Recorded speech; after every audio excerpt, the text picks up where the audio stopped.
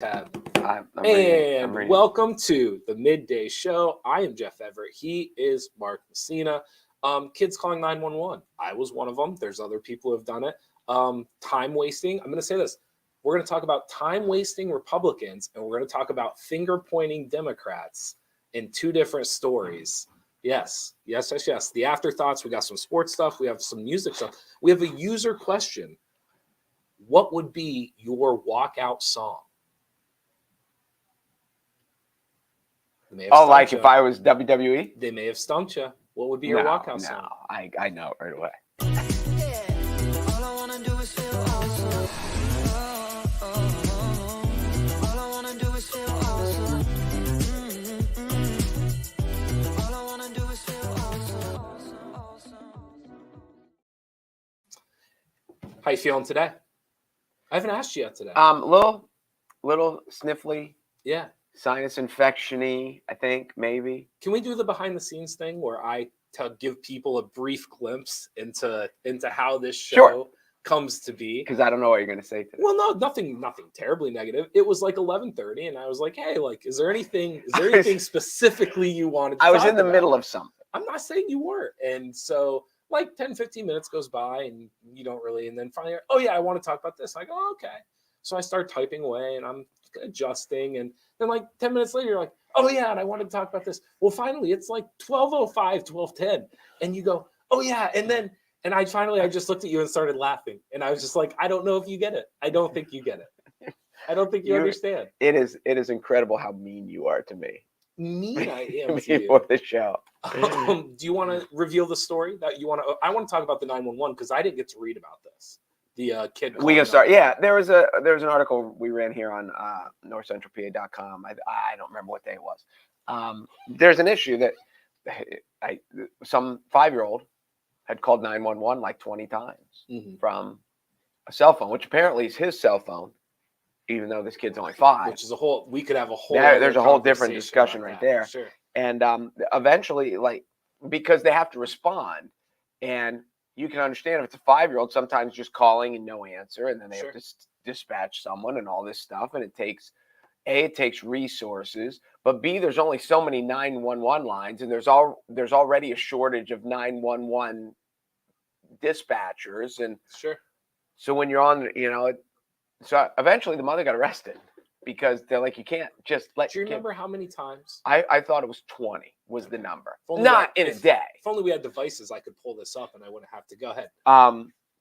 So anyway, apparently the story got a lot of traction and a lot of comments, which included what is a 5-year-old doing with a cell phone, and which is also, I can answer that because the kid can play games on the cell phone, and it is a different form of distraction, which we have in, when I was a kid, you sat in the car and stared out the window.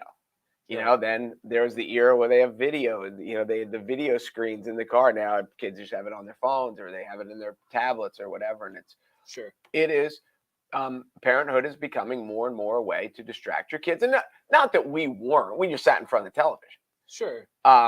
But it wasn't as because if the TV couldn't go with you, then it couldn't go. Now the kids sit in front of the television. It's just everywhere. I want to come back to the 911 thing, but I do want to step aside for a second. Do you feel like parents today, it's not about better or worse, but do you feel like there is a anxiety for parents today of like, you can't just let your kids wander around? Yeah. I feel like sometimes parents today get a bad rap for using the distractions, right? Whether it's technology or whatever it may be. But I also think to myself, like, I was fortunate enough where it was kind of like go to the park or go to there were days where my mom and dad didn't know where I was. Oh my God. They had no idea.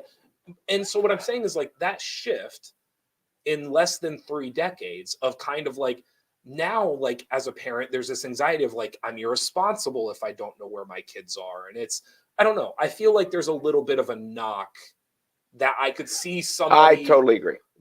And again, it's not a perfect world. I understand everyone's circumstances are different, and I get all that. And I'm not trying to justify the phone, but I'm just saying I do think for parents there is more of an anxiety to like just letting your kids do whatever. Anything I can do where I know they're just there, I'll do it. And if that means giving them a phone, I'll give them a phone. No, I'm with you. I remember when I was a kid that you're on your bike and you could, like, anywhere in town, you just had to be home by dark, or you had to be home by whatever. But yeah, that there were lots of times that if you're just riding around the neighborhood, because I grew up in Montoursville. Montoursville's essentially a square mile, kind of. It's not, but there were kids that lived in town. There were kids that lived out of town. But any kid that lived in town was open gate. When you're 12 years old, you're on your bike and you just went. Sure. You're just like, hey, I'll go see if they're home. I'll go see if they're home. And so yes, it was a much different. So I find that part interesting. That is fair. That is a fair. I don't want to say. Yes, parenthood is harder in a little bit. That you just couldn't just wash your hands of the kids like we did back then. Sure. 911 a total of 20 times between November 6th and December 4th. So less than a month span. That's almost a call a day if you do the math. I will say this. Did you ever call 911 as a kid? I did not. I will keep this story as brief as I can. I don't know if I've told you this story before. You have not. I wasn't quite. I had to be like kindergarten, first grade, second grade, because I was old enough to kind of like know what was going on, but young enough where like I didn't really like. I still played pretend. You know what I mean? So downstairs in my grandparents' basement is where they used to stick all the kids because we could be loud and run over. There was like a ping pong table and all this stuff. So we're downstairs, and I remember we're playing cops and robbers, and my grandparents had an old style black long cord. It clicked and you had to ring it up, like rotary, even old school. Look at phone, you, old school phone. And at that time, I had that was the only phone in my life that kind of looked like that phone. Okay. I didn't think it was a real phone. I vividly remember being a little kid and just being. Oh, that's your excuse? That's the story you're sticking to? I am sticking to it. So we would, all the time, we would pick up the phone and pretend like, hey there, and then you hang it up and then you run away. Well, the one day was old enough and kind of trained now of playing cops and robbers, you call 911. So I picked it up, vroom, vroom, vroom, and I and finally into it, some lady answers. Okay. And she's like, 911, what's your emergency? And I panicked and and just put it right back on the phone, right? So we all go back to playing. You're playing. Well, the phone rings back because that's what they. Right. I believe they still have to call back to the residency if it drops. They either try or they dispatch. I don't know what the rules are, but yeah. So shortly after, the phone rings, and my grandfather, who was just a big dude, my grandfather was not a tiny guy, and so the way the stairs are, you can see the feet, but you can't see the top of the body, and so it's something straight out of a Charlie Brown cartoon. He opens the door. Who called 911? Just thunderous down the steps. And most of my cousins kind of did, kind of the point, kind of it might have been him. And so I admitted to it. I wouldn't come up. I was so embarrassed. I wouldn't come up the stairs for 2 hours. I just stayed down. My whole family was eating upstairs, and I refused to because I was so embarrassed by it because I didn't really know. Were you embarrassed that you called 911, or that when he yelled down the stairs you wet your pants? Both. What was the both? Okay. I wasn't the only one who probably wet their pants when he yelled down the stairs, even though they didn't do anything. So there is maybe I'm biased. Maybe a small part of me is kind of but 20 times is a lot. 20 times is a lot. Let's put it this way: I did it once, and it never happened. It never happened. Well, because they took your phone away. No, that phone. We just had to get rid of the house within a year. Okay. I think it was within a year ago. So obviously you had to, haul stuff out, and that phone still was on the wall. I mean, it's probably still there. We had one at my mom's house. We had a rotary phone. I'm trying to think of how long ago until we got rid of that. Because it got to the point, and this was as old as I was. The phone had to be 40 years old. It would still ring, but you couldn't talk into it. Okay. So could you hear? Or I don't only ring. I can't remember. Okay. But I knew it would ring, but the rest of it wouldn't work. So we're like, why do we have this here? Because it's annoying every time it rings. Yeah. So anyway, there you go. I've been in places where they will not get rid of the landline because it's an emergency. Oh yeah. The landline might, something else fails. It could save your life. The landline. Yeah. What is weird that in the power outages, the phones still used to work because they were on different. Oh. Mm-hmm. So, I mean, now it's Now if you're on a power outage, your phone still works as long as the cell tower's not out. As long as you got it charged. And as long as it's charged. As long as you got it charged. Yep. Let's do this. I wanted to time wasting and finger pointing. So we're going to do a little bit of politics here. I want to eventually, for the time wasting, I eventually want to talk about Santos because you and I know like the headline of the story. Right. I don't know if you personally have dove into it. I finally got to dive into like the full scope of it. So we're going to go through and read some of the lies that Santos has told about himself. It's really, really fascinating that he pulled it off, and B, just how deep he went with some of the stuff. But before we get to that, you brought up a recount that is happening here in. Well, yeah, the commissioners, I guess it was the county commissioners, were the ones that approved. They called for it. They called whatever it is. Yes. There was an action group that had 5,000 signatures or something like that on a petition that they want to recount the election. And so here's my aspect. What does anyone think? What is the end game of this? Because this group, which is I would say far right, I think that's fair to say. If the numbers come back, if they go do the hand count, and the numbers come back, and they're relatively close to what they are, they're not going to believe it anyway. Sure. What I just read was someone said it's not like hand counts are good. Like it's the machine count is probably more accurate than the hand count because now you've got human error and you've got humans paying attention, whatever. Sure. Okay, so if it comes back and the number's the same, the right isn't going to believe that it's true. If it comes back and the number's different, now the left's not going to believe that it's true. So who do they like? They're like, we'll just count it once and for all and everyone will agree. No, they won't. No, they won't. I think, well, there's two parts of it because I agree. You and I agree to be still looking back in 2023 is wild to me. I will say two things. I think there's an idea of like liability is the wrong word, but I think anytime you feel like you've been outed, I feel like anytime you feel like you've been done wrong, I think there's this idea of like, well, if they would just find it, like if they would just show it, like if they would just, and so for some people, this is the end game. Like just the fact that they forced them to have to recount is kind of like it's like a thing. For those where it's not the end game, I think you're so far, gone's the wrong word. You are so convinced of what you believe to be true that it, like to your point, there is no end game. There isn't an end game. I do think for some though, like the goal was just kind of like, well, finally we're going to recount it. I don't know why we couldn't have recounted it 2 years. Like I do believe there are people out there that feel that way, sincerely. I guess, but aren't they just doing the presidential recount and then? Okay, so let's take it to a further.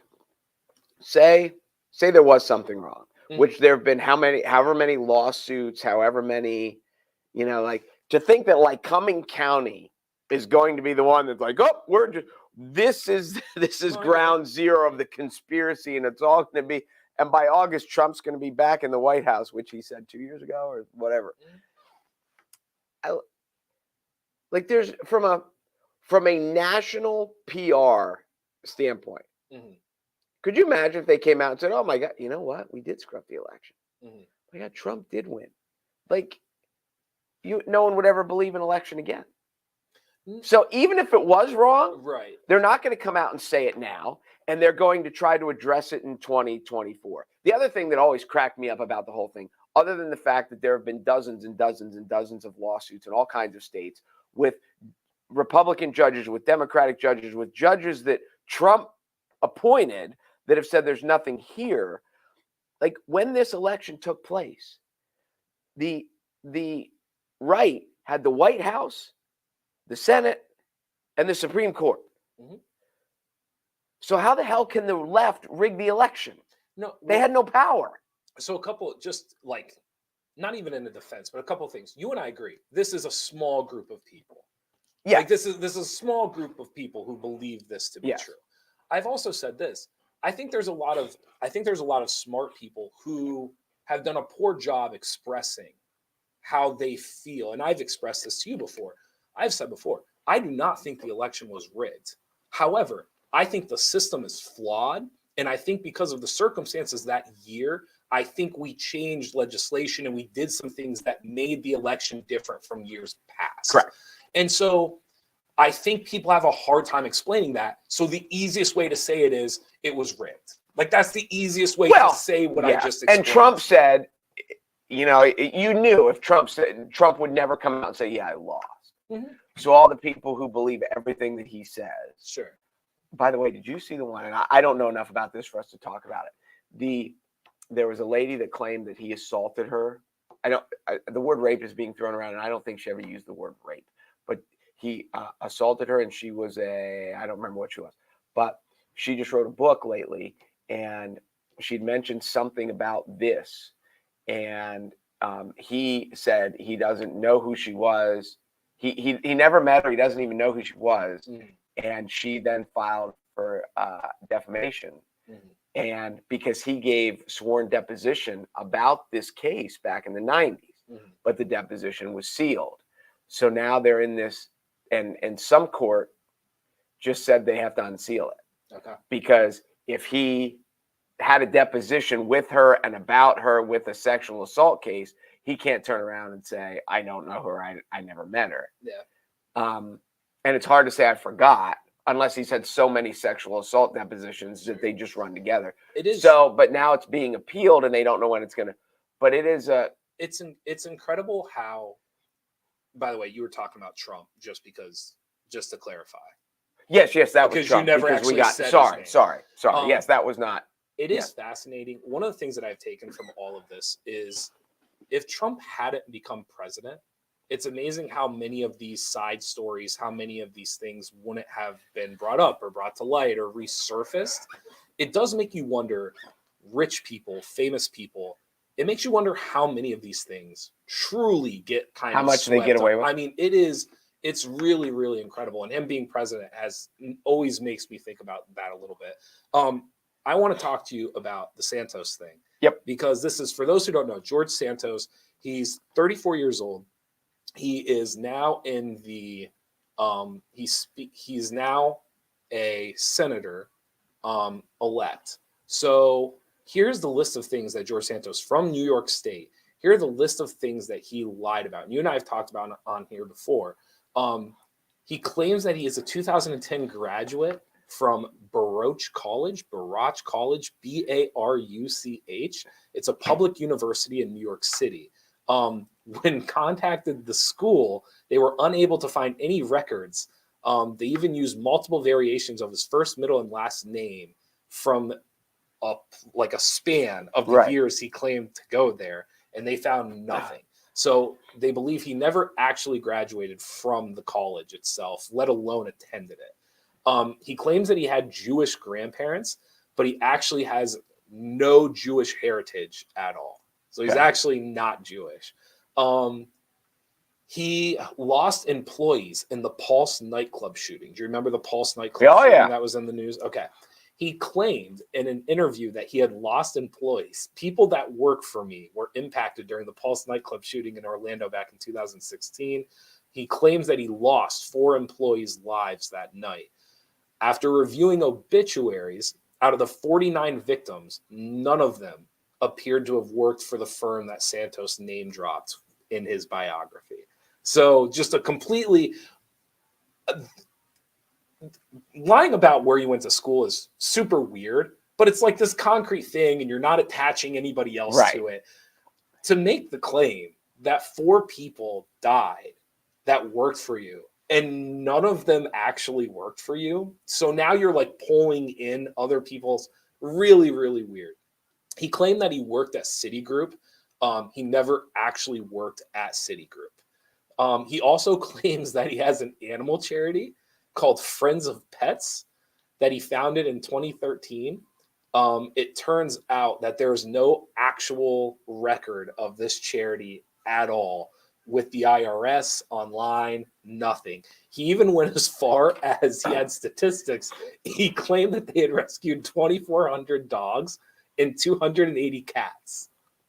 And there's no charity, nothing whatsoever. So what has he now said? about this? It's a good question. I don't know if you've seen some of the footage of him like in the house. Okay. He is like being ostracized. He should be. He's like, no one is talking to him. Republicans aren't talking to him. Democrats obviously aren't talking to him. I mean, it is complete, and he doesn't know what to do. So like there's a couple of times they've called his name and he's completely missed. No, you said before earlier he was a senator. He's in the House. Sorry, he's in the House. Yes, what did I okay. say? You said he was a senator. I apologize. But that's no, okay. He's in the House. The last one that I wanted to put here, he made a claim about owning like all of these rental properties, and that he was really hurt by the COVID-19 protections that were given to renters. Right. And so far, it turns out that he doesn't actually have any properties on his financial disclosure forms that he owns or rents out. So it's just, I don't know. I mean, it is, and it's one thing to like, all politicians lie. Like, I think that's the unique thing about this story is all politicians lie. They all stretch the truth, completely manipulate the truth. They say what they need to say. But usually it's like once they're elected, and it's usually about like policies, and it's about like, this is unique because most of what he has lied about is himself, 100% through and through. And he lied about himself to get into the to build his resume. And so now it's not this idea of like, he's been in there for a while and everyone thinks he's a clown because he hasn't voted really on anything other than the Speaker of the House. And like, it's a complete farce. Like, he is not even close to claiming who he claims to be. And he's just there. He's in the House. He's there. Like, it is. So what? This is happening. So what is the process for? Is there a process for removing? Because of We the People, like they elected him. Sure. Now they can say we elected him under false pretense. Yeah. But it's going to a committee that's going to decide whether Judge Judy. No, not Judge Judy. I can't think of the name of it. House? No, it has to be the House. Special House Committee. It's something like that. He's going to a committee. The Ways and Means Committee. They're gonna try to throw it out and basically say like this shouldn't count. Essentially, like to your point, voters were fraud. Like they had no idea what they were actually voting for, who they were actually voting for. It is a crazy story. Oh, here you go. It's right here. His election winning campaign lies are going to be sent to the House Ethics Committee with the goal of throwing the results out of having a special election. The thing that's shocking to me, and maybe this is where it all started. What college did he pick? Baruch. It's Baruch. There can't be many people that go to that college because I've never heard of it. I wouldn't think so. So like, even a place like Lock Haven, if he would have said, a guy who is in the House of Representatives, and he's 34 years old. How old? You're 35? I'm 35. Okay. He says, hey, I graduated from Lock Haven. You'd be like, wait a minute. I never met this guy. Sure. And there's a couple thousand people Lock Haven, right? Oh yeah.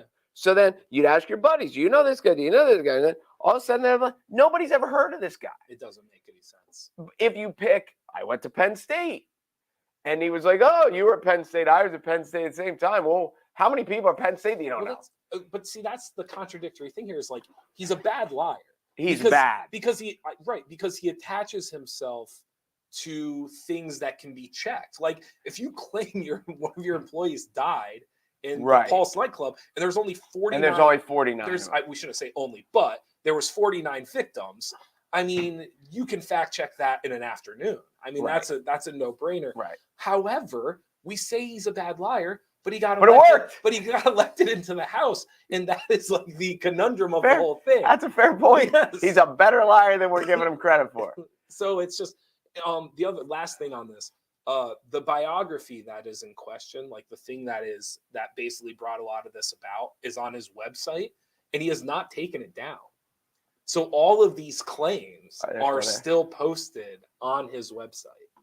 It's a crazy. Well, you might not remember this. I think the dude's name was George O'Leary. There was a Notre Dame football coach who did the same thing. Sure. And he had been the coach at Georgia Tech, I want to say, was successful, had just got hired at Notre Dame, and he had lied on, and I want to say something along the lines of he was a 4-year football letterman at Vermont, and kind of all the way up through his coaching rise, this was his resume. Mm-hmm. And nobody cared when you're the offensive coordinator at, Southern.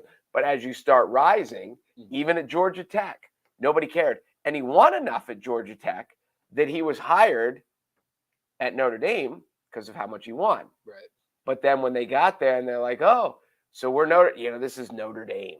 Sure. So we're going to call Vermont. We're going to get, and it was somewhere up there. It might have been Vermont, New Hampshire, one of those schools. We want to call and get a reaction. What is it like to have an alum? And they're like, when did he say he was here? Who was the coach? And then they're like, we never had it. So he had the job for a week, a matter of days. And then they're like, well, we can't keep you because you lied all over your resume. Not who you said you were. But in the Notre Dame football get rid of you, but the House, you can stay here and make laws. He's voted. He voted in. He voted on the Speaker of the House. It's very incredible. Obviously, we just busted on the right a little bit. I do want to bust on the left a little bit today as well. I'll bust on the left every day if you let me. But the Biden document, the classified documents that they found, they're from the Obama era. Have you read about any of this? So they found classified documents related to Joe Biden. Again, they're from the Obama administration. I think there's like 10 classified documents. Here, this is my thing, because for me, this isn't about the nitty-gritty details. For me, this is a perfect example of just where finger pointing just kind of gets you like in trouble, right? Where you just can't point at the other side so vehemently about something. If you did the same thing, and he said, like, every interview so far that I've read, the word they keep using in the titles is surprised. Like every media headline, like Biden was surprised by the documents. And listen, I'm sure he was. That's part of the problem. Like, and listen, they all have problems. That is part of the problem with Joe Biden, is like the finger pointing aspect of like that's not right and we're going to do this. But anybody who knows Joe Biden's past and history knows, like, it's not exactly like Joe is a straight shooter. Like, it's not exactly like Joe. Right? Like, it's not exactly like Joe was like this stand-up politician. Speaking of people who lied, there's the video of Joe Biden. Remember, he challenged the guy on like his academia. I was going to say that. Do you remember? Have you seen that commercial? I have seen that. I was top of my class. As a matter of fact, your definition of top is different than. And so it's just, for me, it's just the irony of the finger pointing. And listen, everyone's going to be like, well, Trump's was worse and Biden's cooperating. Yep. Like, yes, like I get it. Like, you're not wrong. Where you're wrong, though, is the idea of like, you can't finger point. The first thing that went through my mind is, remember, we talked about the Milton Selinsgrove school districts and how they were going back and forth online. And I'd said to you, like, for me, it's not about right or wrong. The thing that fascinated me about that was, in public, one school district kind of finger pointing at the other. And I said to you, that's an incredible thing. Like, that's a fascinating detail to me, because what happens when something happens to that school district? Right. Like, now all of a sudden you have set the precedent of like, you are going to finger point at other people. That's how I felt when they found these classified documents for Biden. Kind of like, I understand people being upset about the documents with Trump at Mar-a-Lago, and he was a pain in the ass and he wouldn't give them back. And like, I hear you. But if you're going to finger point, you are setting yourself up for when it happens to you now, you look like a buffoon. It's not great. I almost see, you probably never saw the show. What was it? Spin City?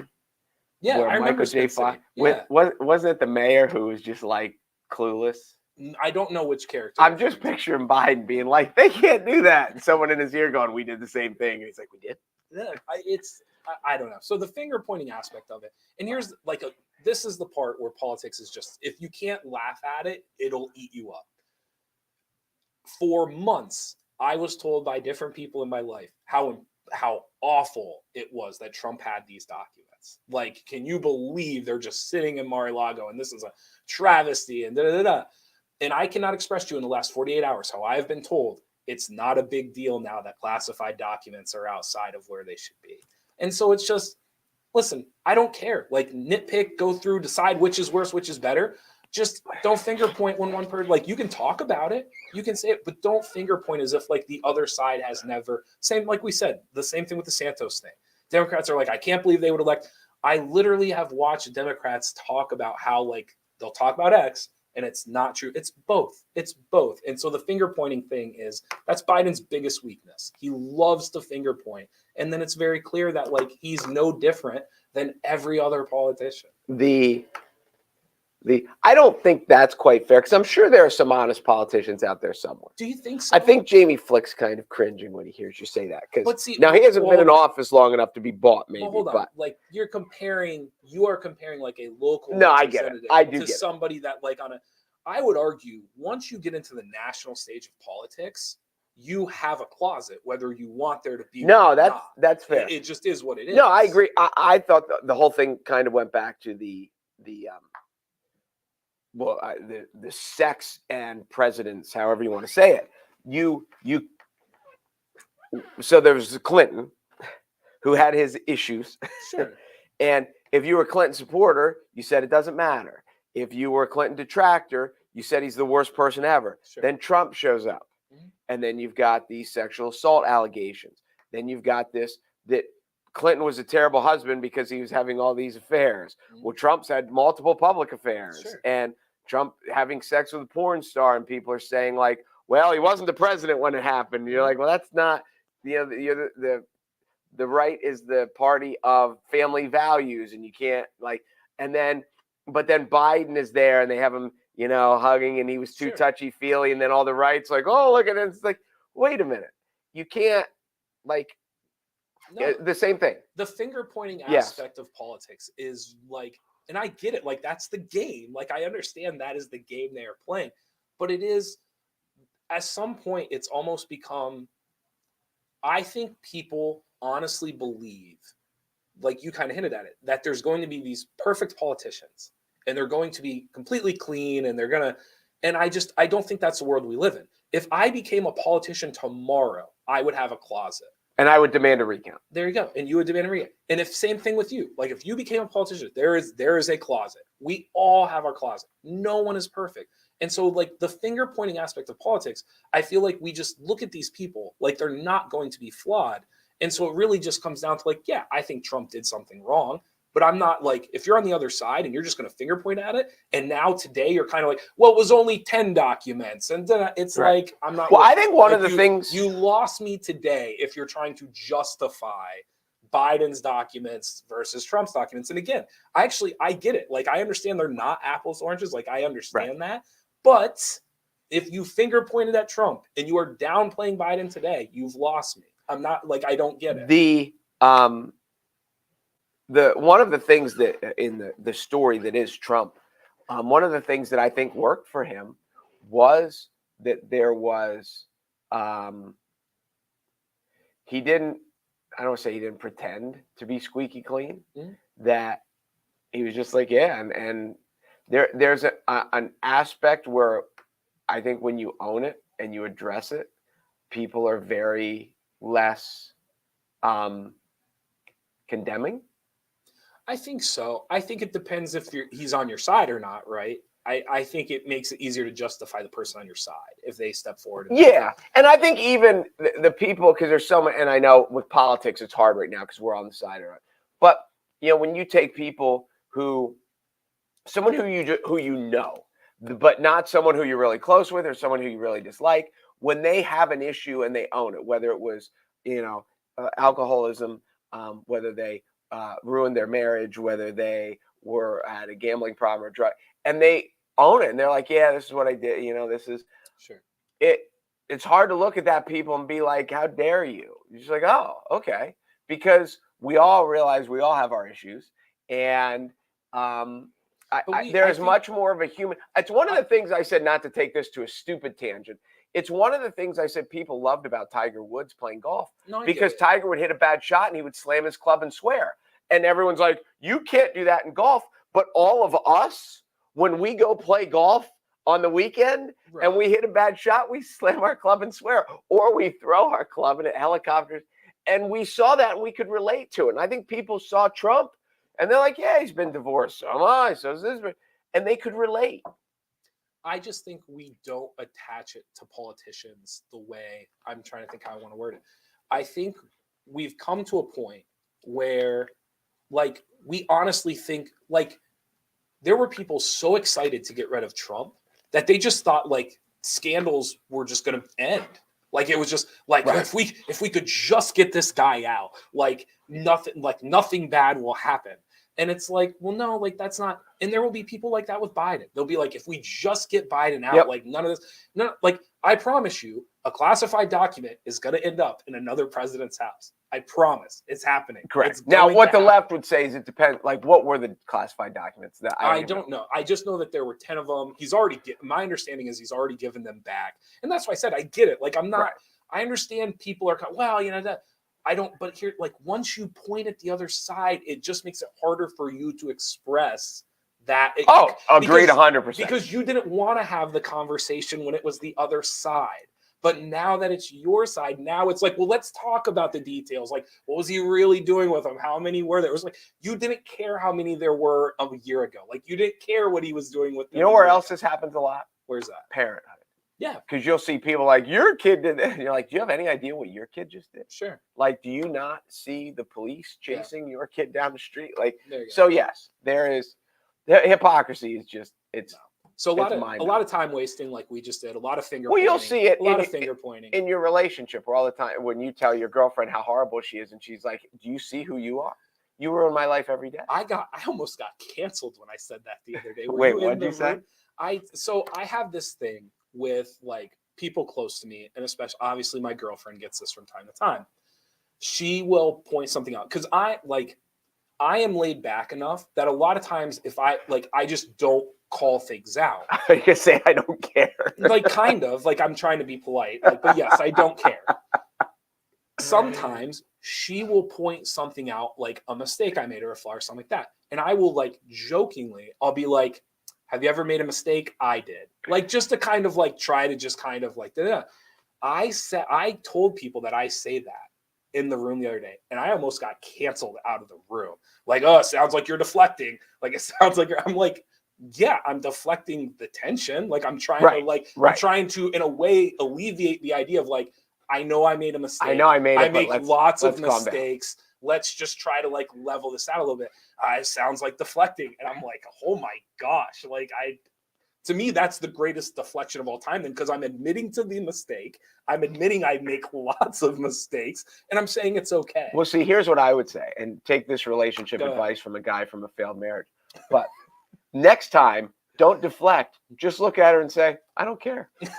See if that works better. It would not. This is pretty good. So, have you ever heard of the airing of grievances? Okay. Yeah. So we were at. It's a Christmas celebration. Yes, it is. So we were at these. I told you we were in Nashville for New Year's. So it's getting closer to midnight. And my cousin and I start joking about the airing of grievances. So hold on, let me just back up and set the stage a little bit. You're in Nashville. Yes. New Year's Eve. Yes. It's closing in on midnight. Yes. Everyone. Roaring 20s party around. Everyone has indulged a little bit in alcoholic beverages. So no better time to have the airing of the grievances. So it was me, my girlfriend, him, his wife, and then my aunt and uncle. It was the six of us. And for 25, 30 minutes, we had an airing of grievances. Now, I think it was a polite airing of grievances. We expressed our concerns and things we didn't like. And could your girlfriend get all of hers in 25 minutes? No. She didn't even get, I feel bad for it. It's not enough time. It's like the 72 hour where you need 72 hours to review the bill. Yes. Like that was... I felt bad, but we legitimately did an airing of grievances before midnight. There you go. Can you imagine? Are you a better person for it? I felt better. I did. How about this? I think it would be, I don't know how you would do it. If the House and the Senate did an airing of grievances at the end of every year, I think that would be great. You're allowed to go up there. You can say your faults, what you did wrong. You cannot be, what's the word I'm looking for? Oh, but that's like confession. No, I think isn't airing of grievances telling what other people did? Like, correct. I have a grievance. Correct. Oh, that's what I'm saying. So if they went up and said, "This guy's an idiot," I'm saying, like, I think one time a year for the airing of grievances, you should be able to walk up and you should be able to call out the people in your. I mean, they do that already from time to time, but you should be able to do it in a manner in which, like, you're not necessarily responsible for the airing. You know what I've said? I think that each party should get to vote out one person I've from heard the you other say party this. who you just can't deal with. But you and I've talked. The problem with that though is like a party would just start putting a dud in every year that you'd have to get rid But of. but he has to win. Like this year, like think of it this year. This year, the Democrats, would they get rid of Santos? No, because they would let the Republicans get rid of Santos. It's But not the about. Republicans might It's not not get rid of Santos. There's no. It's not about strategy. I think, because but see, that's the problem. Is it would become if it would become that. But in my utopian world, it's just someone who you just can't deal with. You're not trying to get rid of a climber. Like, oh, this person's a good young politician. We're afraid they'll be president someday. Should we have an airing of grievances? You didn't say if you liked my idea or not, and then you just went right into yours. Which idea? The one I just gave you, and then you just went. What was the idea? That they should have like an airing of grievances at the end of every year. Oh, if they went up, it would be the only C-SPAN episode that anyone watched. If they actually called out, the representative from, Kentucky is a moron, and I can't believe that I tried to deal. He can't respond to a text. He can't. I think but see, this is what I think would be enlightening, because some are going to lie, so maybe it wouldn't be that enlightening. My thought process was they would go up to the podium and you would be able to say, like, we wanted to get this through, and I know for a fact he received X amount from ExxonMobil. And see, to me, like, that airing of grievances, like that clearing of the space would be incredibly valuable. Now, you would have to, as a viewer, as a citizen, you would have to decipher, that's probably true. He's probably, like, you would have to figure out what you believed and what you didn't. But, like, I think it would be. Could you see the backdoor deals? All right, this is the grievance you can say about me. Don't say any of these. Correct. Say this one. I think there should be an airing of grievances. Here, you can tell him that I left my dog in the house too long and he crapped on the floor. But don't say all this millions of dollars that I took under the table from this lobbying group. I'm into it. Airing of grievances should always be constructive and not mean. The trickiest part, which we did well considering the moment, is not interrupting during the grievance. What if you just started sobbing because it was so hurtful? Is that an interruption? But that's the point, is like you're saying your truth without destroying the other person, right? Isn't that kind of, because it's always to be constructive and not mean. That is the most important part.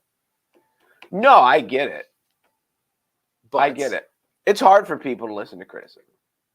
I agree with that. I don't disagree with that. I'll say this. It is hard for people to listen to criticism when it's not asked for. Yes. I struggle with criticism when I feel like I don't know the where or the why. If you tell me this is what happened and this is why I'm telling you this, and then here's the criticism, I 99% of the time take it incredibly well. If you give me criticism and I have no context, I'm immediately defensive because I'm trying to piece together, like, well, wait, where did this come from? Why? And now, see, even just that, I sound defensive. Right. So if I just come out of the blue and say you suck, correct. You need like context. Why, like, what are you need talking context. about? Like, why do you? Because the immediate thought is, well, I do. Right. Which what topic are we talking about here? Because I suck at multiple things. So like I just like my airing of grievance to you. Like the first thing I did was give you the example. I didn't even tell you what my grievance was. I don't even think you realized I gave you a grievance. No, I said to you, I was like, well, I gave you. Did you like my example? And you were like, what example? Yes. And I was like, the one that you didn't play off of, and then immediately told me yours. So like, yes, I think people are bad at giving criticism as much as people are bad at receiving criticism. I think people are really bad at giving criticism. Criticism usually comes louder. Criticism usually comes first instead of second. Like usually the context follows criticism instead of the context with criticism. I think people are really bad at it. Yeah, I think and especially when they're not asking for it. Sure. That's really big for you. Like if you're not asking for criticism. Yeah, because if you're asking for it. Who's asking for it? Well, I'm just thinking about like when I've written something and I've asked people like, what do you think of this? And tell me what you think, and you need to be honest. But then I'm ready for it. But I think I think in that part of your life though, that's a very like part of process. Like, I think there's functions of So life. you say it's more process than criticism. I think there's Yeah, you might be functions right. in life where the process lends itself to just like, all right, this is the part where I get criticized. What do you think? And I need feedback. Yes. Yeah, you might be right. I think That's think in that's well most said. functions of our life, criticism is never asked for. I mean, it's very rare we go through life seeking it out. No, you're probably right. You're probably right. I don't know. I think it's something we could be better at. Oh, We could be better at receiving and giving. I would go giving before receiving. I think the No, first I step would is not. giving. I would say receiving. I think people need to be way better at giving it. I think no matter how good the criticism is, no matter how it's delivered, no matter who is delivering it, for a lot of people, the immediate response to criticism is F you. Well, that was the dumbest take I've ever heard. And that's my response. Okay, there you go. Okay, so just but it is silence. like just a lot of silence. because I've even said this to me. Even when you like know the person's got a point, they're like, "Well, who the hell are you to tell me?" And then it comes back to I'll say doesn't this. context? But like what you just described, doesn't context literally relieve what you just said? I mean, to a degree, yes. Like if I came to you and I said, like, listen, Mark, we've gotten to know each other really well the last 3 years, and I don't like you very much. No, like we've gotten to know each other for the last 3 years really well, and we spent a ton of time together, and I'm concerned about you. Here's X. You're telling me that doesn't like now you can't look at me and be like, well, who the hell are you? I'm the dude that just said I got to know you really well for 3 years. And no, yeah, and the setup is much better than hey dumbass. Yes. What are you doing? So is it giving? No, I think it's giving. I think it's giving. But there's still, and I agree. Listen, I agree with what you're saying. How it's delivered, the message is always sure. But I just think there's people that just can't hear it, and or at least they can't hear it in the moment. Oh, I'm with that they can retroactively, like the next day or whatever, look back and say, like, yeah, it's got a point. Like 10 minutes. We got to fly through some of the I gotta go. Afterthoughts. I know you do. Afterthoughts. Here we go. 5 minutes, right? Go ahead. WWE. Go. 30 seconds. Stephanie's out. Vince is back. She said all the right things. They're selling it to the Saudi Arabian group, allegedly. Okay. They're selling it to the Saudi Arabian group who owns Live Golf and one of the big soccer teams. It's not Manchester U, but it's one of the big. So lots of people are up in arms because the whole there was still the journalist that was murdered in 18, I want to say. Mm-hmm. And so there are already wrestlers who unofficially are saying if they go, we're leaving the WWE. Soccer's real. Golf is real. Do you think the Saudis think wrestling is real? I think they think the money is real. That is true. National championship. Were you surprised? Georgia over TCU big. We had a game, so I didn't see any of it. And needless to say, by the time we got on the bus and they're like, it's 30-something to 7. 30 what? Hold on. I think it just changed. It was over. The ratings were abysmal, which you would imagine because everyone stopped watching because it was over. And it's just, it is what it is. Georgia's in a unique spot. Also, too, their schedule next year is one of the easiest schedules the SEC has had like in the last 10 years. They have a ridiculously easy schedule. So they're rolling again? They're definitely getting a bye in whatever. It reminded me of, and you won't remember this because you were just a kid. UNLV beat Duke in the national championship game by 40. Didn't Georgia Tech get rolled in the national championship game too? Okay. When they would have been there? UConn. Early 2000s. UConn, I think, beat Georgia Tech by a lot. 40. Yeah.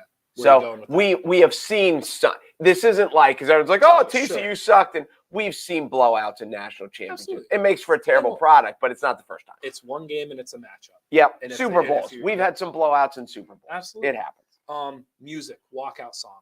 What would be your walkout song if you were ever do you have a walkout song? Well, I mean, I think there's only one choice. It would be Simply the Best by Tina Turner. You're simply the best. That's pretty good. If you are, I will say this: if you're like in a blue city, that works really well. Like if you did that in like New York or like a Chicago, I think that plays. If you're in the West, if you're in the South, I don't know if that works as a walkout song. I don't think it has the same umph to it.